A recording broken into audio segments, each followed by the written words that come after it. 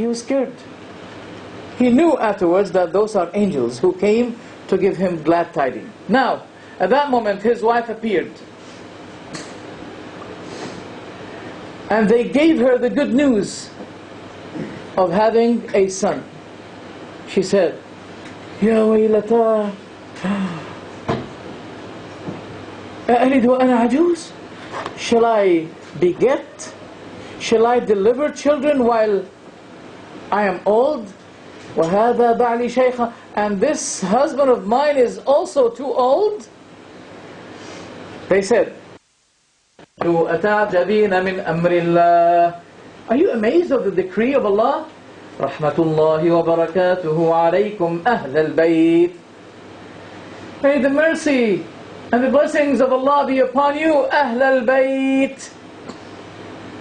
Now the angels are addressing who?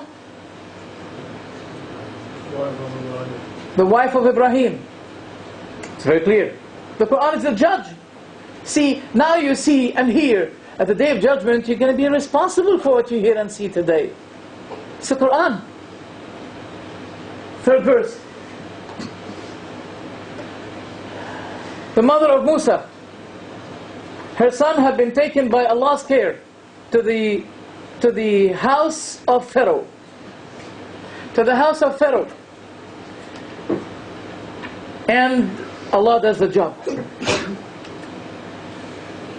Alhamdulillah.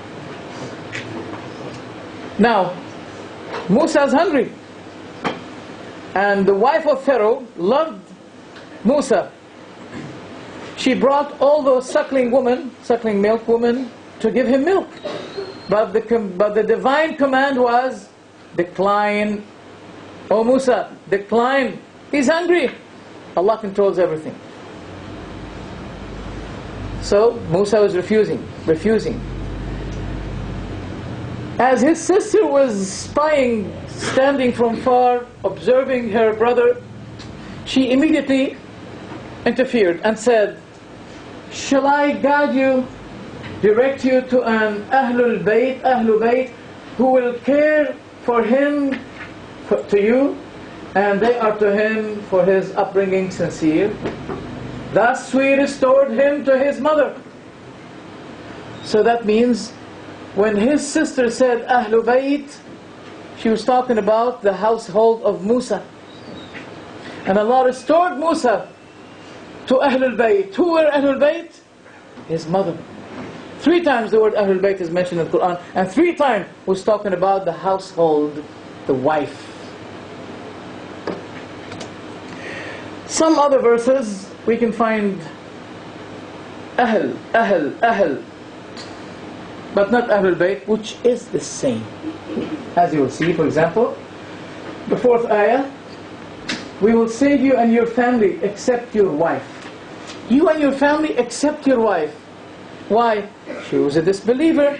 So if she was a believer, the word family would have been including her. But as she was a disbeliever, she was exempted from those who will be saved of his family. 5th verse, I don't see it. Oh, that's it. Okay. Yeah, Musa. Musa said to his wife, the Quran says he said to his family, stay here until I go and find, because he saw a fire and he wanted to see if there is something to eat. So he said to his, and the Shia scholars, they said, he said to his family, stay here. That means he said to his wife. So the word AHLUL BAYT is used in the Quran for that purpose. The last verse, you know what happened between Yusuf and the wife of the king? She was attracted to him, she wanted him, he was running away from her, and she was catching him from the back of his shirt. And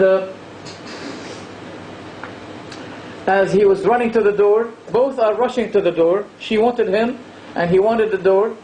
He opened the door, and suddenly her husband was on the door. Immediately, you know, women are good in plotting. Sorry, don't be upset with me. She immediately changed the behavior. She said, what is the punishment of those who intend evil against your family? but they should be imprisoned or they should be painfully punished. Your family, she mentioned the word family, and that means herself. So as you can see, this is from the Quran, and as I said, the one who really glorifies the Quran should be saying, that's enough for me. This is a matter of religion. It is a matter of faith. I should not be hearing and then saying, just like those who used to say, we hear, and we disobey. We hear and we ignore. You know, there are many lively factors that cause the person sometimes to ignore. The truth is shown to him clearly, and yet he says, maybe afterwards I believe in it. Afterwards, not now. Now from the Sunnah, we find, according to the Sunnah, that the family are the wives, the sons, and even the cousins. Related by Bukhari that the Prophet used to be passing by the house of Aisha. Every time he enters the house of Aisha, he says, Assalamu alaikum AHLUL BAYT. Bukhari. Now some people say, we don't believe in your Bukhari. Now what did you do with the Quran? Think about it. Don't let shaitan trap you.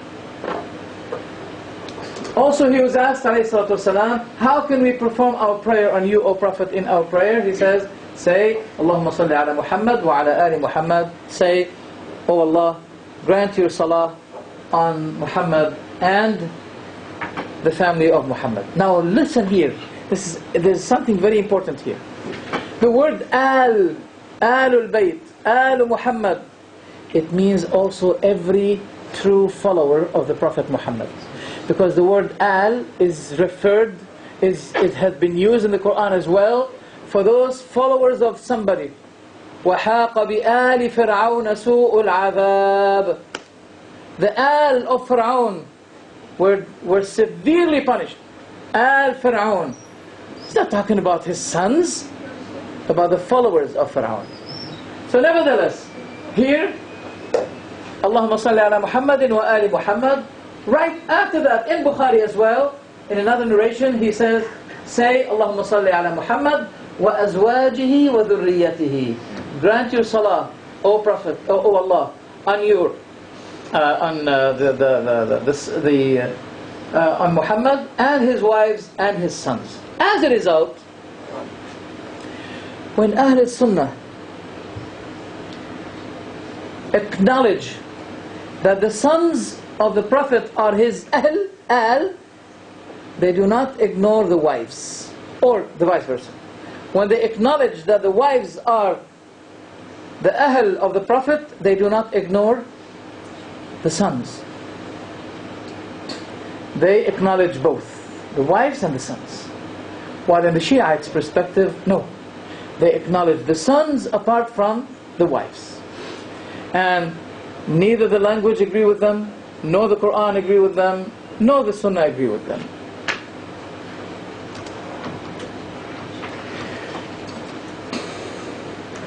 The Prophet ﷺ was saying, O Allah, let the provision of Al Muhammad be only qut.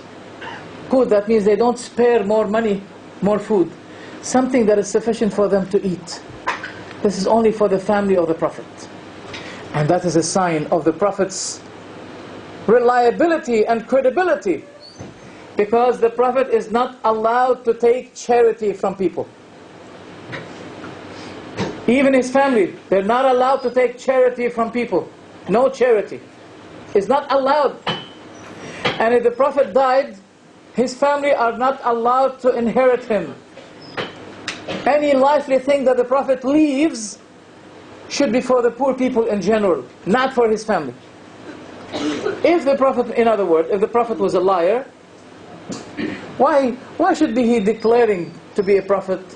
Any false prophet will be declaring prophethood in order to gain some lively benefit. But look here, the Prophet is saying, I'm not, even the Prophet was walking with his son Al-Hasan, grandson. And Al-Hasan went down, he saw a piece of a date, and he took it. Then the Prophet said to him, leave it. it may be from the property of sadaqah, and